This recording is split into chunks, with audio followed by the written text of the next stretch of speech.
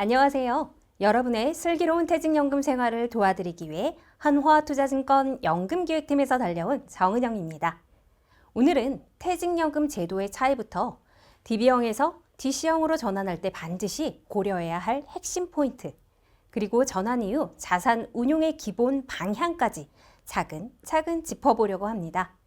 이와 관련해서 실제 현장에서 컨설팅 업무를 담당하고 있는 유상무 차장님을 모시고 이야기 나눠보도록 하겠습니다. 차장님 안녕하세요. 안녕하세요. 한화투자증권 연금 컨설팅팀 유상무입니다. 유상무 상무님? 제가 좀 일어나서 응대해야 할 것 같은데요. 제 이름 때문에 현장에서 자주 겪는 일인데요. 이 자리에서도 또 듣게 되네요. 반겨주셔서 감사합니다.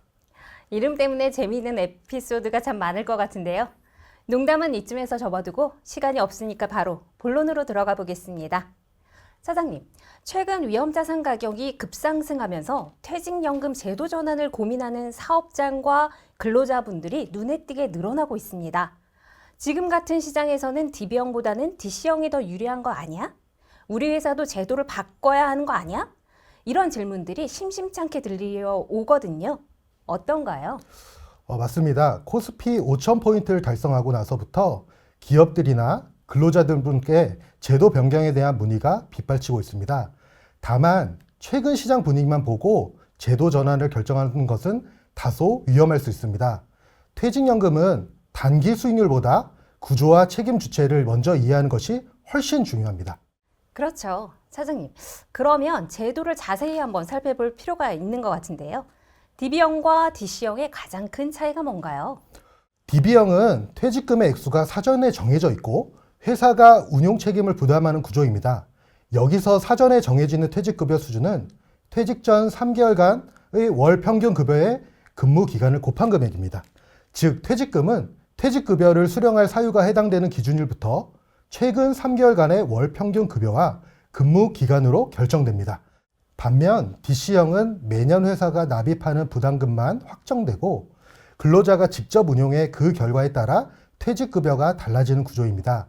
DC는 퇴직연금 사업자인 금융기관에 본인의 계좌를 개설하고 회사가 이 계좌에 매년 임금 총액의 12분의 1, 즉 한 달치 월급이라는 정해진 금액을 직원 DC 계좌에 납입합니다. 그러면 직원 개인이 직접 펀드나 예금 등으로 운용해서 발생한 총 수익을 합한 금액을 퇴직금으로 받게 됩니다. 그러므로 DC형은 퇴직 시 얼마나 받게 될지 미리 알 수 없습니다. 또한 DC는 DB에 비해 법에서 정한 사유에 한하여 퇴직 전이라도 퇴직연금 적립금의 일부 또는 전부를 인출할 수 있습니다. 회사별로 DC형 제도만 가입이 가능한 곳도 있고 또 직원에게 선택권을 주는 회사도 있잖아요. 네. 퇴직연금 제도를 DB형에서 DC형으로 변경하려고 할 때 가장 먼저 고려해야 될 점은 무엇이 있을까요? 제가 생각했을 때 가장 중요한 점은 DB에서 DC형으로 전환은 되돌릴 수 없는 결정이라는 것입니다. DC형으로 전환 이후에는 다시 DB형으로 돌아갈 수가 없습니다. 따라서 나중에 연봉이 급격히 오를 기회가 생겨도 DB형의 혜택을 다시 누릴 수 없으니 신중하게 판단하셔야 합니다. 그렇다면 DB형은 어떤 분들에게 더 적합하며 DC형은 어떤 경우에 고려해 보시는 것이 좋을까요? 일반적으로 임금 상승률과 DC 운용 수익을 비교를 해서 어떤 유형이 나에게 유리한지 판단할 수 있습니다. 임금 상승률을 상회하는 DC 운용 수익을 낼 수 있다면 이론적으로 당연히 DC형이 더 많은 퇴직금을 받을 수 있습니다. 그러므로 투자에 자신이 없고 안정성을 선호하는 분들은 DB형이 더 적합할 수 있습니다. 반면 퇴직이 가까워 임금 상승률이 높지 않거나 본인이 투자에 대한 이해와 경험이 풍부해 직접 운용을 해서 임금 상승률을 상회하는 수익을 낼 수 있다면 DC형을 고려해 볼 수 있습니다. 그리고 무조건 DC형으로 전환해야 하는 분들이 있는데요. 임금 피크제 적용을 앞두고 있어 향후 임금이 감소할 것으로 예상된다면 반드시 DC형 퇴직연금 제도로 변경하셔야 합니다. 이는 근로자 퇴직급여 보장법에서 정한 사용자의 책무이기도 합니다. 따라서 임금 피크제 적용 전 인사팀에서 당사자에게 제도 전환에 관한 상세한 안내를 제공할 것입니다. 차장님, 앞서 DB형과 DC형에 대해 안내해 주실 때 중도 인출에 대해서도 언급해 주셨는데요. 중도 인출 가능 여부도 제도 전환의 판단 기준이 될 수 있겠네요. 네, 맞습니다. DB형은 회사가 운용하기 때문에 중도 인출이 불가능한 반면 DC형은 법에서 정한 사유에 해당할 경우 중도 인출이 가능합니다. 불가피하게 중도 인출이 필요한 경우 DB형 퇴직연금을 DC형으로 전환하는 것을 고려해 보실 수 있습니다. DB형에서 DC형 퇴직연금으로 전환하면 다시 DB형으로는 돌아갈 수 없잖아요. 그러면 중도 인출한 이후에는 매년 총 임금의 12분의 1만 DC형으로 적립되겠네요. 맞습니다. 중도 인출 이후에는 신입사원처럼 매년의 임금 상승은 그 해의 납입 금액에만 반영됩니다.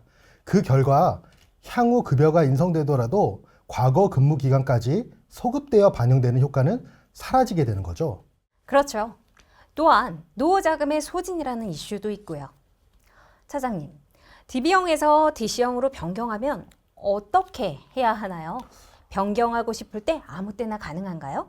그건 회사마다 다릅니다. 상시로 제도 변경에 기회를 주는 회사도 간혹 있으나 대부분은 분기, 반기, 연간으로 횟수를 제한하고 있습니다. 제도 전환을 원하신다면 인사 업무를 담당하는 부서로 사전에 연락하셔 언제 가능한지, 방법은 어떻게 되는지 문의하시는 게 좋습니다. 그러면 회사에서 허용한 시기에 DB형에서 DC형으로 변경한다는 의사표시만 하면 될까요? 그 외에 또 따로 요청해야 하는 것이 있나요? 앞서 말씀드렸듯이 DC형 퇴직연금은 직원 본인이 직접 운영한다고 말씀드렸죠. 회사가 정한 방식으로 제도 변경, 전환 신청을 하시고 회사와 DC형 퇴직연금 계약이 체결되어 있는 금융회사 중 한 곳을 선택하셔 본인의 DC 계좌를 개설하시면 됩니다. 차장님, DC형 퇴직연금 기관을 선택하는 팁 좀 알려주시겠어요? DC형 퇴직연금은 운용 성과가 바로 퇴직 시 퇴직금이 된다고 말씀드렸죠. 그래서 일단 다양한 상품군을 구비하고 있는지, 또한 필요할 때 상담을 요청할 수 있는 전문가와 접촉이 용이한지, 즉 관리자가 배정이 되어 있는지가 금융기관을 선택하는 데 중요한 기준이 될 것입니다. 참고로 은행이나 보험사에 비해 증권사가 ETF, 리츠, 국채 및 회사채 등 다양한 상품 라인업을 갖추고 있으며 요즘 핫한 ETF와 리츠를 실시간으로 가격을 지정하여 주문이 가능합니다. 좋은 말씀이네요. 앞서 금융기관을 선택해서 계좌 개설을 해야 한다고 하셨는데요. 계좌 개설이라고 하면 직원이 직접 금융기관에 방문해서 해야 하나요? 아닙니다. 회사에서 금융기관에게 요청해서 상담 부스가 진행되는 경우 현장에서 계좌 개설 서류를 작성하거나 혹은 비대면 계좌 개설도 가능합니다. 차장님, DC형 퇴직연금으로 변경한 이후에 무엇보다 상품 운용이 중요할 것 같은데요. 맞습니다. 퇴직연금 상품은 크게 원리금 보장형과 실적 배당 상품으로 나뉘게 되는데요. 여기서 원리금 보장형 상품이란 정기예금 등 만기가 정해진 상품에 정해진 이자를 받는 상품을 말하며 실적 배당형 상품은 시장의 성과에 따라 수익이나 손실이 날 수 있는 상품을 의미합니다. 현재 DC형은 퇴직연금에서 주식 비중이 높은 자산은 전체 퇴직연금 자산의 70%만 투자할 수 있습니다. 위험자산 가격이 상승하고 있어서 위험자산의 비중을 최대한 많이 투자하고 싶은 경우에도 무조건 정기예금과 같은 원리금 보장형 상품을 30%까지 꼭 편입해야 되나요? 그건 아닙니다. 조건을 충족한 적격 TDF는 100% 투자도 가능합니다. TDF란 목표 은퇴 시점을 기준으로 자산 배분을 자동으로 조정해주는 펀드인데 목표 은퇴 시점까지 시간 여유가 있는 초기에는 주식 비중을 높게 가져가다가 은퇴 시점이 가까워질수록 채권과 같은 안전자산 비중을 늘려가는 구조입니다. 또한 TDF는 하나의 시장에 투자하는 것이 아니라 국내를 포함한 해외 주식 및 채권 등 여러 가지 분산 투자를 하기 때문에 가격 변동이 상대적으로 심하지 않습니다. 그러므로 투자 경험이 많지 않거나 퇴직연금을 직접 관리하는 것이 부담스러운 분이시라면 TDF 상품이 분명 대안이 될 수 있습니다. 차장님, 실제 고객 상담도 많이 하시는 걸로 알고 있거든요.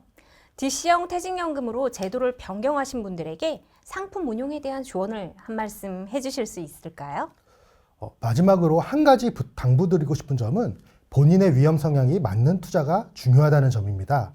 DC형 퇴직연금 운용은 단기적인 시장 흐름을 따라가기보다는 장기적인 관점에서 분산 투자를 하는 것이 가장 중요하다는 것입니다. 특히 최근처럼 위험자산 가격이 빠르게 상승하는 시기일수록 급하게 시장을 따라가기보다는 충분한 시간과 자산 분산을 전제로 운용하시는 것이 바람직합니다.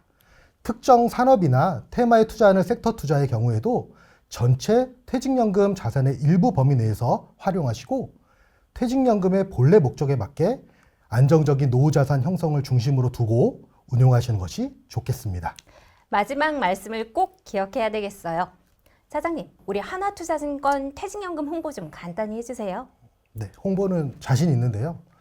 DC형 퇴직연금은 퇴직하면 IRP로 받게 되어 있잖아요.